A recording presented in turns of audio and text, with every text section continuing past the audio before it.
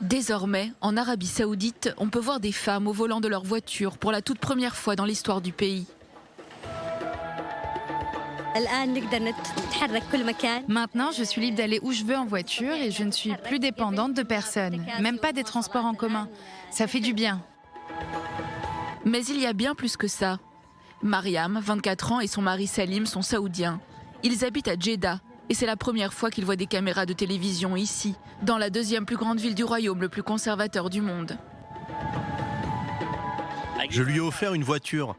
Oui, je suis contente, très contente.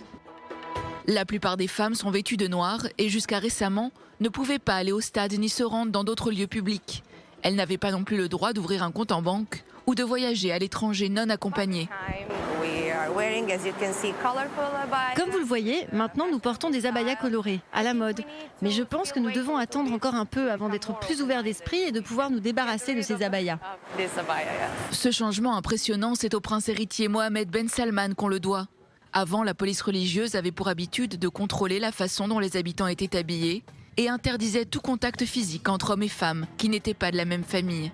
Quand ils allaient au restaurant, ils devaient y rentrer par des portes séparées et ne pouvaient pas s'asseoir ensemble. Mais cette époque est révolue. Aujourd'hui, la police religieuse n'a plus sa place dans la rue et n'a plus le droit de patrouiller. Et pourtant, malgré cela, la peur reste palpable. Vous n'avez pas le droit de me poser de questions, c'est interdit. Coupez, coupez. Quand on marche le long de la corniche, la promenade qui borde la mer, on aperçoit aussi bien des femmes entièrement couvertes des pieds à la tête que d'autres, plus jeunes, arborant des couleurs vives et des robes ouvertes par-dessus leur tenue. Dans la rue, dans les bars et même sur l'application de rencontre Tinder, ce sont les femmes qui font le premier pas la plupart du temps. Une accusation de harcèlement peut coûter aux hommes de lourdes amendes qui peuvent atteindre plusieurs milliers d'euros. Sur les plages, pas de farniente en maillot de bain, mais dans les conversations personnelles, on peut entendre parler de clubs privés disséminés dans toute la ville. Les photos y sont strictement interdites, mais les bikinis, eux, sont autorisés.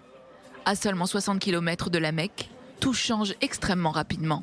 Et pourtant, dans l'ombre, il existe encore des secteurs fondamentalistes, défenseurs du puritanisme.